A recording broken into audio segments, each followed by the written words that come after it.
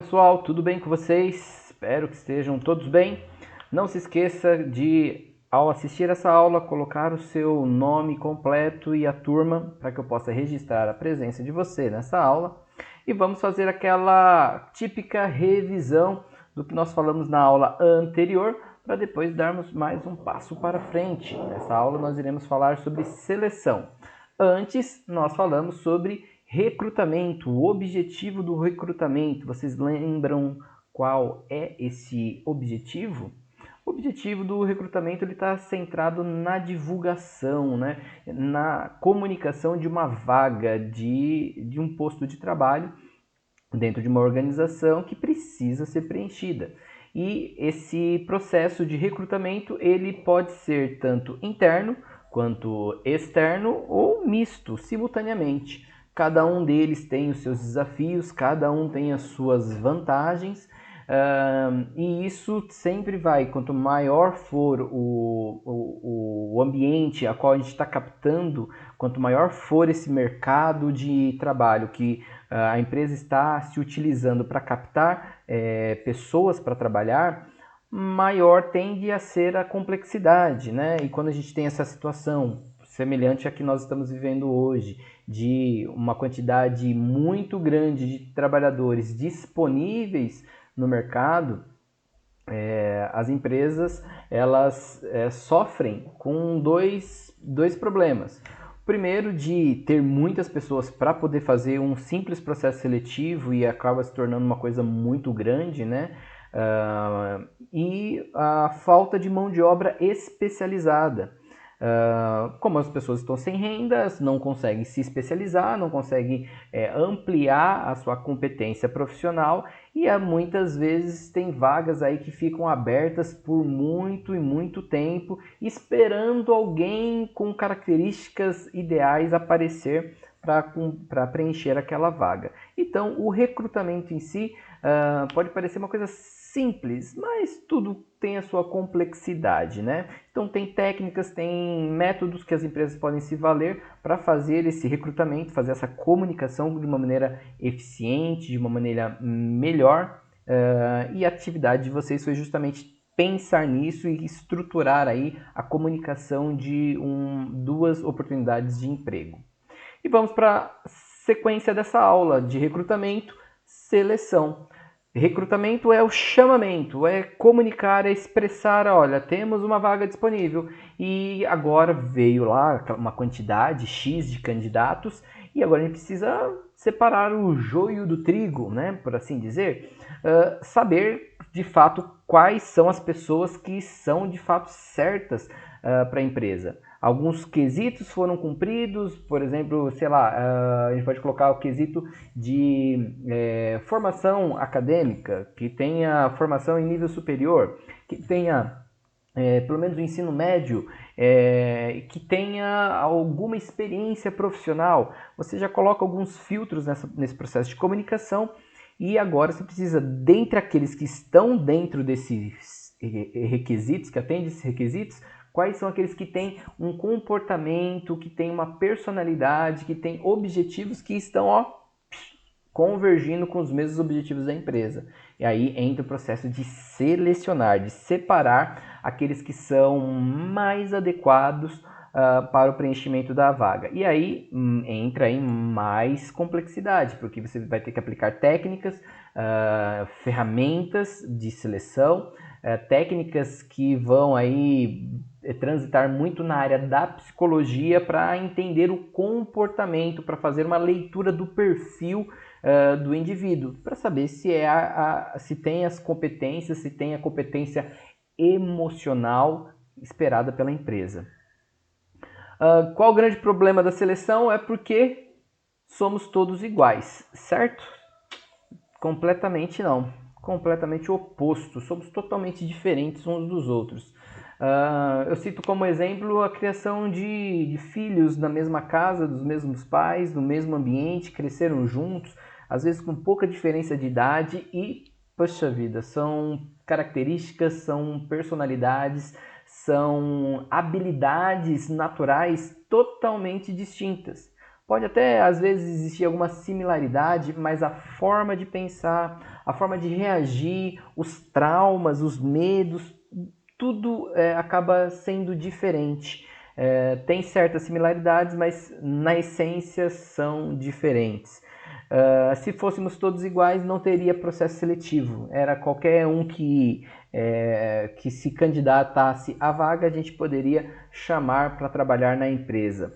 Mas como somos diferentes, ainda que tenhamos a mesma formação acadêmica, ainda que temos o mesmo tempo de experiência profissional, ainda que tenhamos as mesmas qualificações técnicas, inglês, espanhol, sejamos um poliglota, isso não faz com que nós sejamos tenhamos os mesmos comportamentos. Pode ser similar, mas ser o mesmo comportamento, impossível.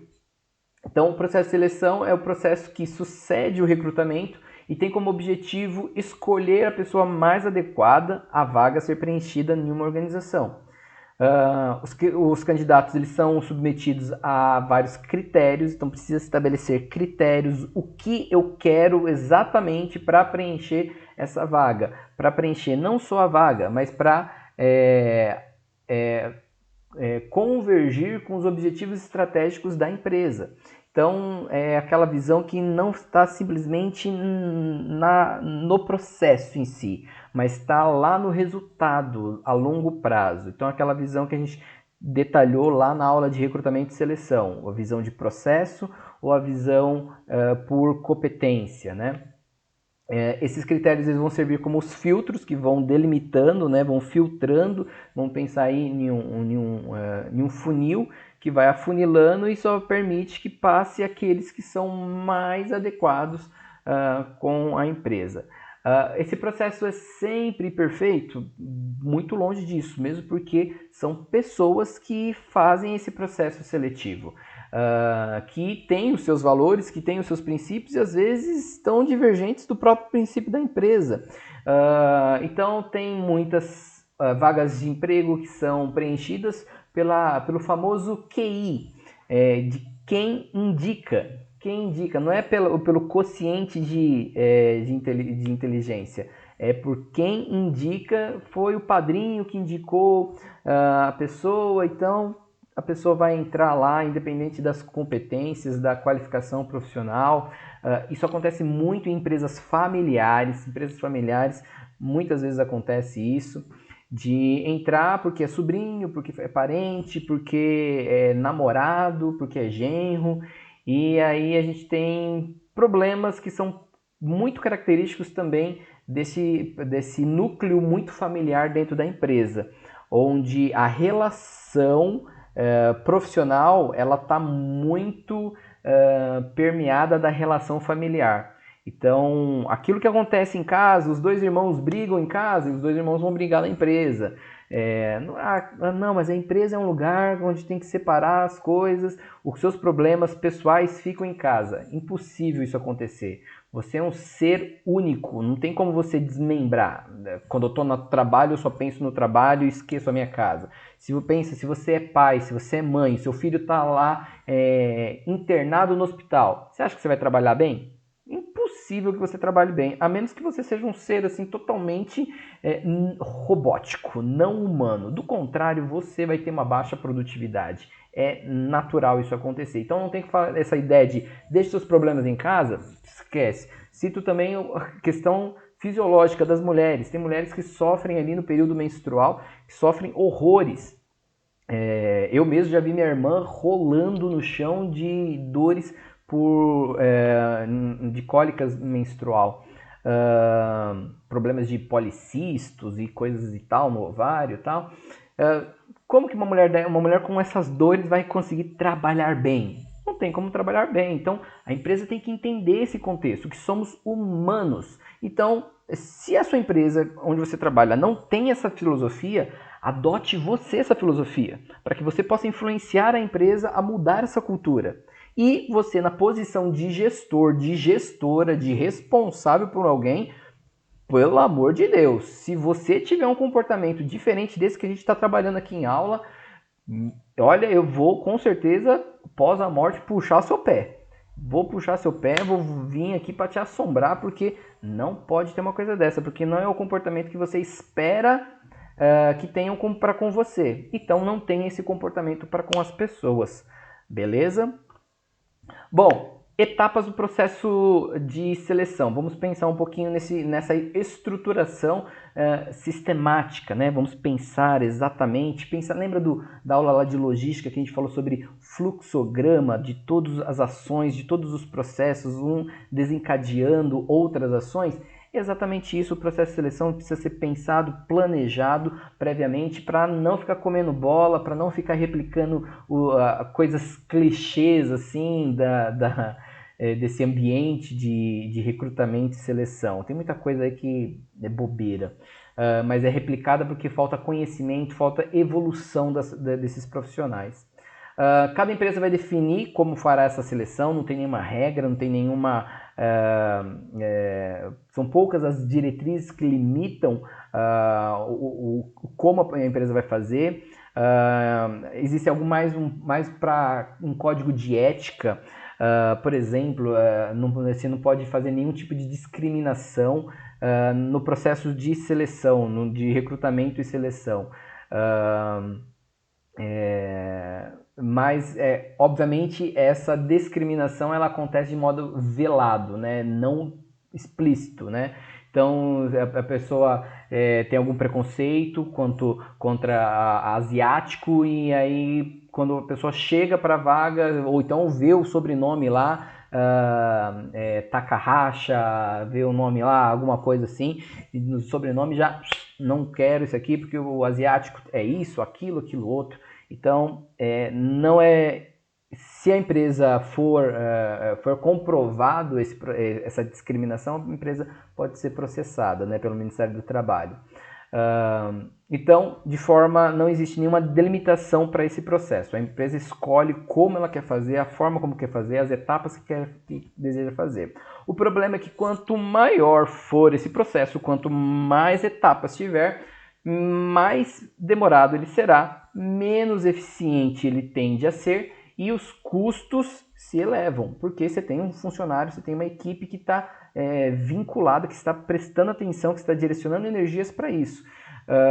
E além do que, você tem ali uma possível vaga de um posto de trabalho que está não preenchido. Então, menos resultado que sua empresa está conseguindo alcançar.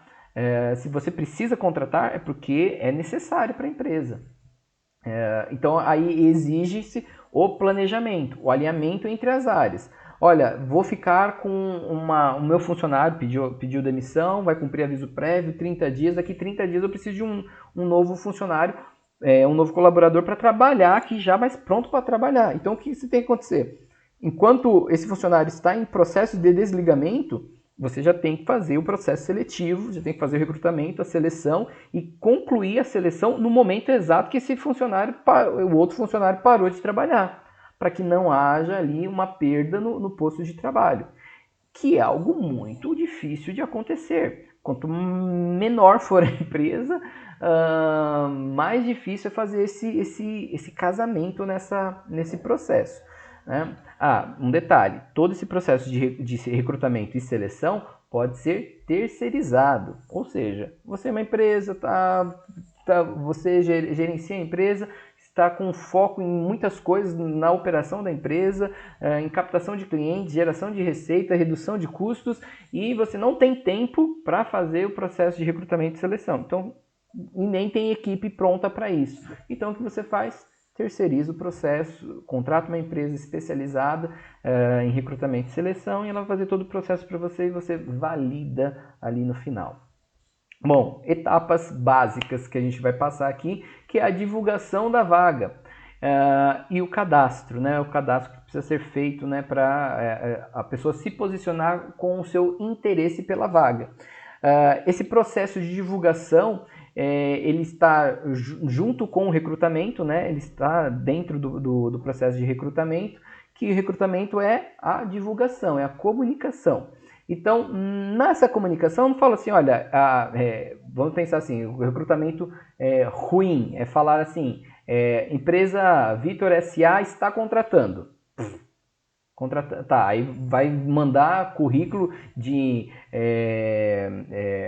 auxiliar de limpeza, operador logístico, de departamento financeiro, de RH, de vendas, comercial, mas contratando para qual vaga? Não sei. Então, processo de recrutamento ruim, né? Mas para chamar o recrutamento é isso. Estou contratando. O que eu estou contratando? Aí nesse o que já entra os pré-requisitos para preenchimento da vaga, que é a área específica, qual é o cargo específico, quais são as competências técnicas, comportamentais, experiências que a pessoa precisa ter para que ela possa participar do processo. Nível de escolaridade, na minha área acadêmica como professor, tem vagas de trabalho que eu não posso participar porque eu não tenho um doutorado. Eu tenho um mestrado, mas eu não posso participar de processos seletivos que exijam o doutorado. Então vai limitando já a vaga. Tem vagas que são eu recebo vagas aqui, anúncios de vagas, mas é uma vaga muito bacana, muito interessante, mas para trabalhar em outro estado, precisa ter disponibilidade para ficar viajando. Não tenho essa disponibilidade. Então a gente já tem uma delimitação, uma seleção já neste processo de divulgação da vaga. Portanto, há necessidade de fazer esse processo de comunicação muito bem feito, para que você já elimine aqueles que são os possíveis candidatos que não tem nada a ver com as condições que você precisa para a vaga. Então, quanto mais generalista for o seu anúncio, pior será o recebimento desse cadastro, né, de interessados para a vaga, porque vai receber pessoas que depois quem vai fazer a seleção, vai fazer a próxima etapa, que é a análise do currículo, vai demandar um trabalho enorme. Aqui um exemplo de uma vaga aqui de trabalho, operador logístico, já mostra aqui, ó, qual é o salário, de 1.500 a 1.600. Você fala assim, pô, eu estava trabalhando, estava ganhando R$2.000, não vou para uma vaga que está me pagando menos do que eu ganhava lá, líquido, né? R$2.000 líquido, e aqui vai me pagar 1.600 bruto. Então tem os descontos ainda, então eu vou receber menos que R$1.600, um pouco menos que R$1.600. Então você já fala assim, ó, não quero, não quero. Ele já fala aqui, ó, período integral, efetivo, não é temporário. Próxima aula a gente vai falar sobre os regimes de contratação. CLT, ou seja, com carteira de trabalho assinada. Descrição, ó, vai falar aqui quais são as funções onde vai ser exercido a função, operador logístico, vaga operacional, então não é estratégico, não é gerência, não é tomada de decisão, é operação. E aqui fala aqui quais são as tarefas que vão ser realizadas. Exigências, escolaridade mínima, ensino médio, o segundo grau, espera-se que tenha esse nível de escolaridade. Precisa de graduação? Não precisa, está falando aqui, ó, ensino médio. Tem o ensino médio completo? Beleza, já está apto para se candidatar a essa vaga. Tem alguns benefícios? Tem aqui, ó, já fala quais são os benefícios.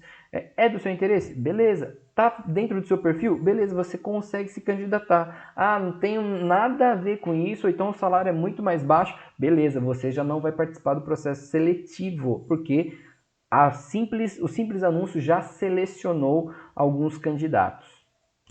Bom, passado da fase de anúncio, né, de comunicação, a gente vai para análise do currículo. Vou colocar meus óculos aqui que está falhando já os olhos.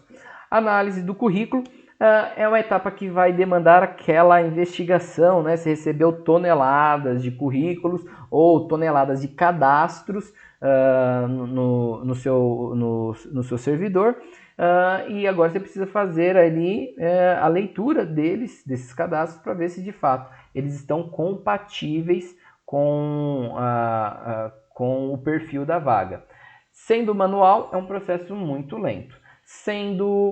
Pode ser feito através de softwares específicos de gestão do processo seletivo, e ele já vai fazer os filtros, né? Então você vai colocar lá, olha, eu quero candidatos que tenham ensino médio completo, que aceitem uma remuneração até R$ 1.600, que dependendo da função você pode escolher que seja um homem ou uma mulher, ou tanto faz, não importa qual seja o gênero.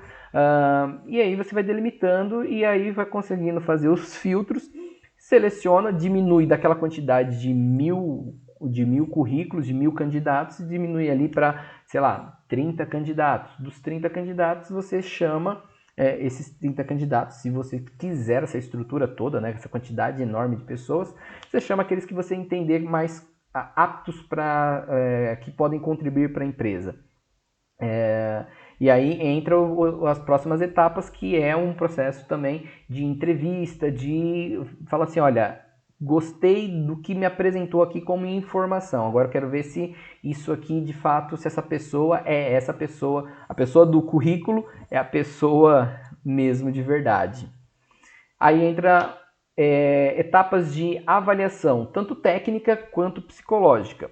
A avaliação técnica é saber se de fato a pessoa tem aqueles conhecimentos, aquelas habilidades para exercício da função. Fui participar de um processo seletivo para uma vaga de docência em uma outra instituição e tinha que fazer a primeira etapa do processo seletivo, depois do cadastro. Primeira etapa, cadastro. Segunda etapa, no cadastro já fazia a avaliação do currículo. Olha, tem especialização, tem mestrado, e vai selecionando aqueles que são aptos para a vaga.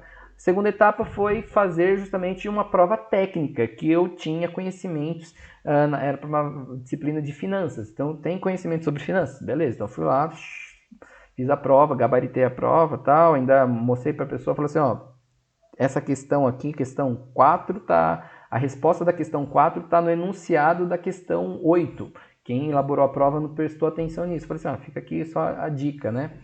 Mostrei que eu tinha conhecimento, tinha domínio sobre o assunto. E aí, esse tipo de teste foi um teste teórico, né? Uma provinha. Mas pode ter testes práticos, né? Para um operador de empilhadeira. Vai falar assim, você tem habilitação? Beleza, você tem o curso aqui? Ok, então vamos fazer um teste para ver se você manja mesmo, se você tem habilidade do negócio. E aí submete a pessoa a um teste prático. Um simulado, né? Como simular, né? Vamos contratar alguém para trabalhar na equipe de vendas. Então fala assim, ó, beleza, vamos fazer uma simulação. Me venda esse produto. Me venda aqui gelo para esquimó. Lá na Sibéria, vamos vender gelo na Sibéria. Como você faria isso? Porque é justamente para avaliar aí as habilidades, as competências técnicas que a pessoa possua. E a avaliação psicológica aí é de fato olhar para o candidato para ver qual é o comportamento. Que uma coisa é a ficha técnica. Aqui, ó, sou formado em administração, tenho experiência profissional na área X, na área tal, mas e aí? E no momento do perrengue, na hora do vamos ver, que está tudo desmoronando, que o cliente reclamando, que a produção não tá indo bem, como que ele se comporta? No momento assim de estresse, como que é o comportamento dele? Então essa avaliação psicológica vai ser muito útil para entender como ele se comporta, né? Qual é a reação dele diante das múltiplas situações que podem ocorrer ou de um ambiente que faz parte já da característica da empresa. Vai trabalhar com vendas? É um ambiente estressante ou é um ambiente tranquilo, que consegue fazer as vendas ali, o contato com o cliente é mais light, é mais sossegado.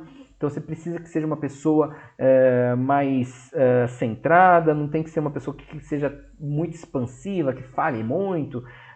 Então, para cada vaga tem um perfil mais adequado. Esses testes eles acontecem, eles já fazem parte, né, da triagem, né, e eles podem vir junto com o momento da entrevista. O momento da entrevista é normalmente aquele momento cara a cara, de você ir lá falar ou com os especialistas, né, de RH do processo, que estão conduzindo o processo de recrutamento e seleção, ou até mesmo falar diretamente com o gerente de linha, aquele que vai ser responsável direto pela contratação, né, pela gestão desses funcionários. Nesse processo da entrevista, tem não só a conversa com com os candidatos, mas também a aplicação dos testes, como falei, testes práticos, e as dinâmicas, as famosas dinâmicas e que assustam muitas pessoas, porque você fala assim, vou fazer uma dinâmica, mas eu não sei o que eles estão querendo, se quer que eu seja muito proativo, aquela pessoa que toma a iniciativa, ou quer uma pessoa mais introspectiva, uma pessoa mais contida, o que eles esperam? Não queira adivinhar isso, porque para cada vaga, cada perfil e cada empresa vai ter um contexto diferente. Vou contar brevemente aqui. Vaga de trabalho, meu segundo lugar de trabalho, da área administrativa. Eu cheguei, a entrevista foi uma entrevista coletiva, um grupão, acho que éramos 6 pessoas na sala com o gerente de RH. E ele começou a contar, a falar sobre a vaga, descreveu a vaga, começou a querer saber as nossas opiniões, chamou uma conversa. E eu fui a pessoa que menos falou na entrevista. Eu falei, ferrou, não consegui me colocar, me posicionar e fazer assim, olha, quem é o Vitor? Eu sou o Vitor, tal. Não consegui uma brecha. Teve um cara que dominou a entrevista, ficou falando, o cara ia até tomar água na portaria lá, porque ele corria em volta do lugar da empresa, tal. E aí saí de lá, falei, não vai rolar, né? Não rolou. No mesmo dia me ligaram falando assim, olha, você foi aprovado para a próxima fase, você vai fazer uma entrevista com o gerente de área, dia tal. Falei, nossa, que bacana. Fui contratado pela empresa, um tempo depois eu encontrei com esse gerente de RH, ele falou assim, aí como que tá a função lá, o setor, como que vai?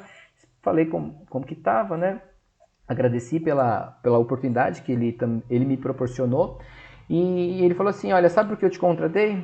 O ambiente tinha muita mulher, a gente precisava dar uma quebra com uma pessoa mais centrada, uma pessoa que conversasse menos, para não ficar fomentando os burburinhos, as rixas que acontecia ali entre aquele grupo, que era um grupo muito homogêneo, que tinha que ter mais homens, na visão deles, para dar uma quebra e equilibrar um pouquinho as coisas. Então, galera, o que eu quero contar com isso é que eu fui para uma entrevista, saí da entrevista achando que eu fui o pior e eu fui o melhor sem saber. Então, na entrevista, na dinâmica, seja você mesmo. Porque, na pior das hipóteses, o que vai acontecer é você ser contratado para a empresa errada, para a vaga errada. E a empresa contratar o cara errado para a vaga errada. Então, seja você mesmo, não queira adivinhar, não queira se preparar tanto para essas dinâmicas, porque depende do que a empresa está querendo. A forma de fazer, como já disse, pode ser em grupo ou individualmente, né? Cada entrevista, candidato por candidato, já junto o grupão ali, conversa com todo mundo. Já participei de entrevistas de grupo que para mim, foram horríveis, né? Mesmo fazendo para uma empresa boa, fiz na BV Financeira. E grupão assim, difícil, né? Você se apresentar, difícil você ser visto. Então, não gosto desse método, mas eles são aplicáveis, né? Isso é particular, visão minha particular, tá? Tipos de entrevista, não estruturado, que é aquela conversa mais informal, você chega para bater um papo com o entrevistador. É importante que tenha uma clareza do entrevistador quanto aos objetivos e critérios que vão ser utilizados para que ele possa equilibrar o processo, avaliando todos os candidatos entrevistados da mesma forma. Então fala assim, pô, esqueci de perguntar para ele como que foi a experiência profissional dele no último emprego. Pô, o fato de não ser estruturada não quer dizer que não tenha um roteiro, né? Não tenha um balizador dessa conversa. A entrevista estruturada, aí sim tem um roteiro mais rígido e as perguntas precisam ser feitas na ordem adequada, no momento adequado. Se tem testes a serem aplicados, vão ser aplicados, né? As dinâmicas, tudo isso já bem programado, bem estruturado para ter os mesmos testes com todos os candidatos. E a comportamental, aí ela vai visar aí entender qual era o comportamento, quais foram as ações, as reações do candidato diante ou até sentimentos, né, em momentos diversos na carreira. Quando você, o seu primeiro emprego, como que você sentiu no seu primeiro emprego? O que você fez de que você se sentiu realizado no seu primeiro emprego? E aí vai contando coisas, a pessoa vai, o entrevistador vai percebendo quais são o perfil comportamental do entrevistado. Então, entrevista, não tem muito como se preparar para a entrevista, né? Uma dica é pesquise sobre a empresa, saiba o que a empresa faz, qual é o produto dela, o que ela vende, o que ela comercializa, e tente entender o segmento dela. Isso pode fazer muita diferença. Também já participei de uma entrevista que eu cheguei lá na empresa, nem sabia o que a empresa fazia. Era uma empresa que trabalhava com sucatas, era uma empresa grande em Diadema, e aí o cara falou assim, alguém sabe o que a empresa faz? Alguém entrou no site para pesquisar?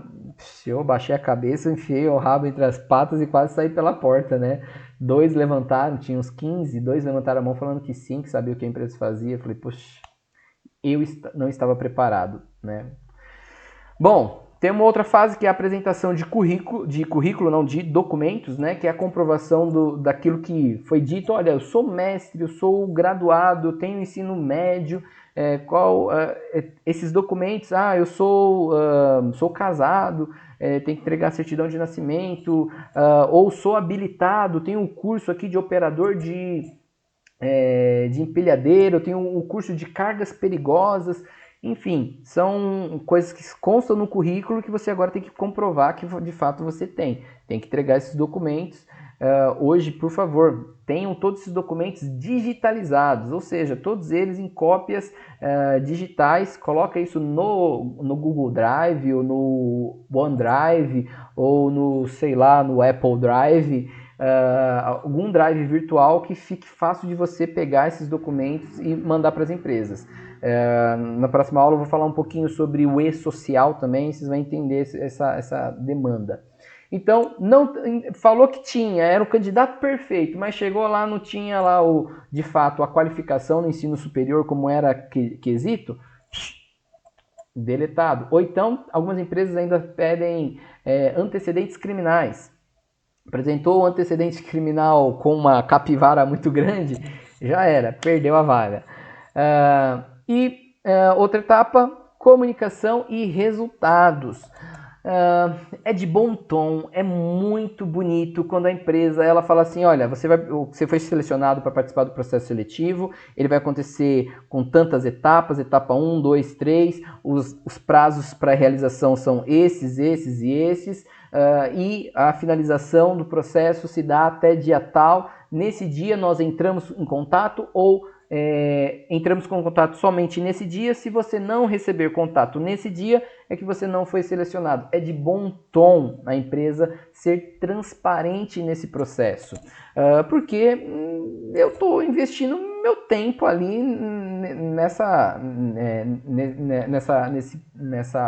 nesse processo seletivo, assim como a empresa também está gastando recursos para fazer o processo seletivo.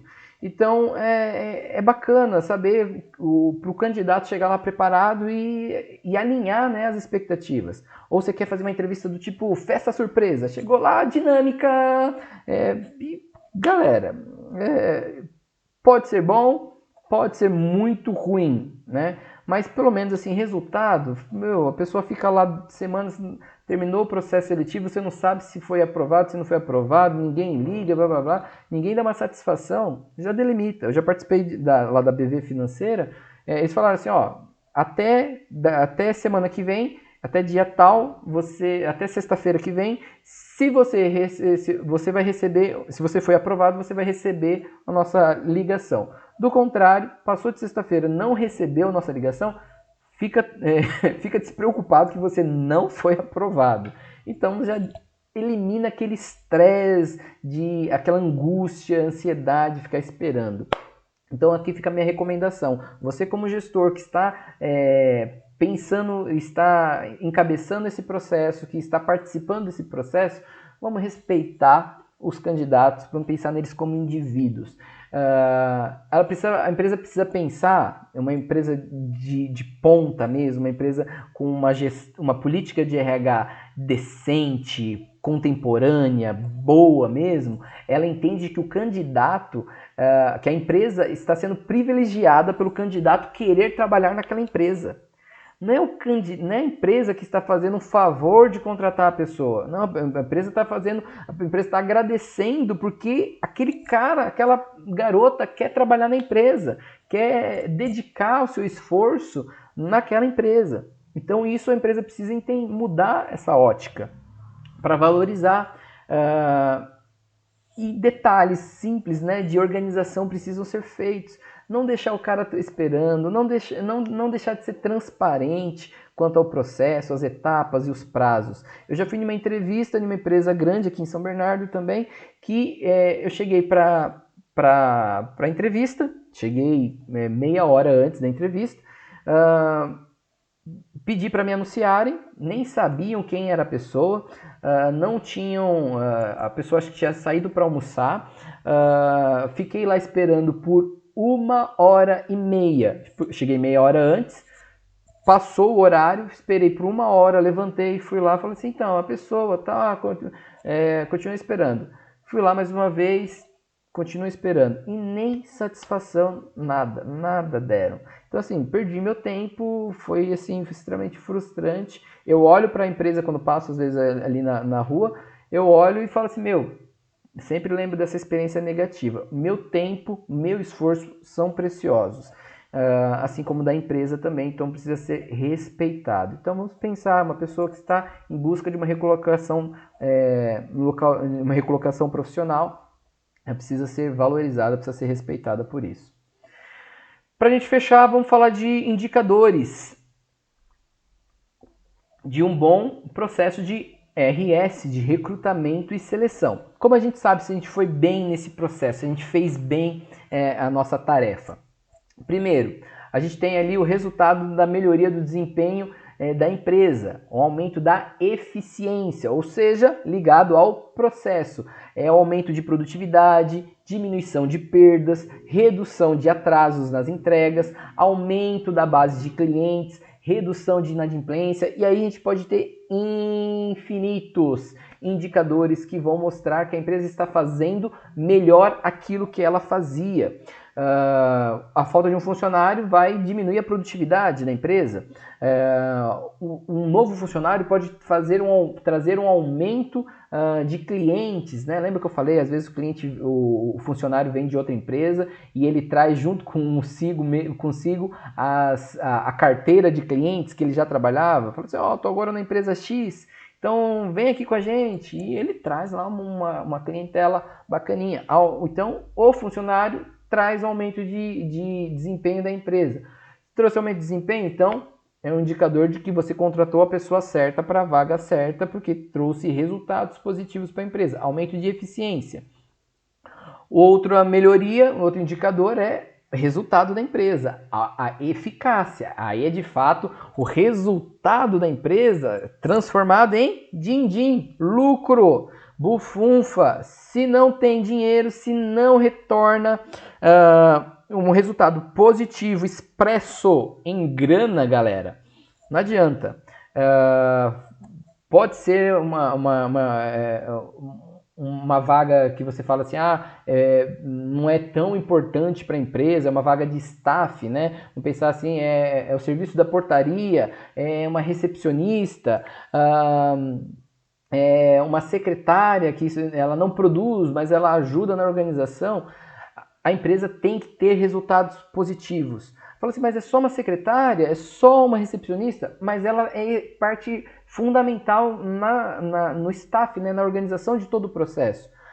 Se ela é dispensável, se ela não ajuda a potencializar o resultado, a produtividade de outros daqueles agentes que são diretamente ligados à produção, então não precisa daquela pessoa na empresa, né?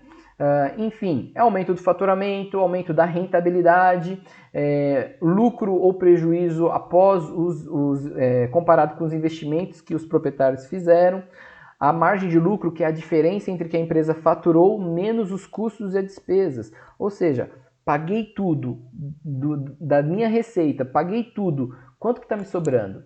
Quanto que me sobrou de lucratividade? São alguns indicadores financeiros que são muito importantes. Outro indicador aqui é o turnover, né? Ou seja, o termo em inglês, né? É rotatividade. É a troca de funcionários. Isso é troca. Empresas de call center, ativo ou passivo, são empresas com turnover enorme. É uma rotação de pessoas ali, entra gente, sai gente, entra gente, sai gente. É uma baixa remuneração, as condições de trabalho são ali um trabalho de uma jornada normalmente de 12 horas, de 6 a 12 horas. É um trabalho desgastante também, né? As pessoas não conseguem ficar ali por muito tempo. E é normalmente uma porta de entrada para muitos jovens iniciantes no mercado de trabalho. E a rotatividade é um jovem tal, está começando, então ele encontra uma coisinha melhor, bora, pica a mula.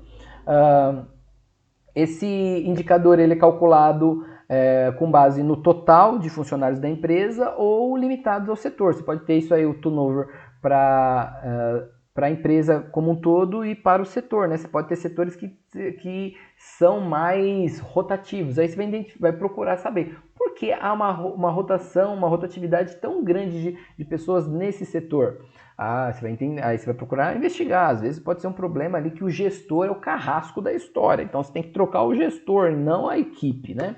Enfim, vamos pensar aqui que eu tenho 5 funcionários novos na empresa e a empresa total é de 200 pessoas. O turnover dessa empresa é de 2,5%. Como que eu cheguei nesse valor? O 5 dividido por 200, o resultado eu multiplico por 100, eu vou ter aqui 2,5%. E aí você faz essa continha, seja por quantidade de funcionários total da empresa ou funcionários do setor. O outro indicador é a redução do absenteísmo. O que é isso? Falta, ausência, atrasos consecutivos e contínuos. Esse comportamento denota normalmente um baixo comprometimento do funcionário com a empresa, está meio insatisfeito, então o cara não chega atrasado, dá aquele miguezinho, o ônibus atrasou hoje, amanhã, depois, todos os dias atrasa o ônibus, todo dia acontece alguma coisa. Tem que investigar para saber o que está acontecendo. Às vezes o cara está com algum problema, ele não consegue se expressar com clareza, né? Não consegue colocar isso para o gestor, falando assim, sei lá, às vezes é um problema que o cara mudou, está morando muito mais longe e está precisando se readequar, se reorganizar. Então a empresa precisa primeiro investigar o porquê que está acontecendo, né? Mas aqui está um indicador, né? Quanto mais horas de trabalho esse funcionário estiver, né, tendo aí de atrasos, precisa ser investigado. Quando esse indicador se apresentar baixo, entende-se que há sucesso no processo de recrutamento e seleção, porque tem compatibilidade, deu match entre funcionário e empresa, objetivos dos funcionários, objetivos da empresa, ok. O último indicador é o ROI, o retorno sobre o investimento de recrutamento, né? Podia ser aqui o ROI-R, para que não se confunda com simplesmente o ROI, que é o retorno sobre investimento financeiro, né? Que é uma métrica de avaliação financeira. É uma forma de medir ali a taxa de retorno que um novo colaborador está proporcionando à empresa a partir dos seus resultados. Então vamos pensar, contratou um vendedor novo, esse vendedor novo ele teve ali um resultado de 6 mil reais dentro do período ali, vamos pensar que está fazendo análise ali dentro de um mês, né? Em um mês ele trouxe 6 mil reais de resultado positivo para o setor dele, para a empresa.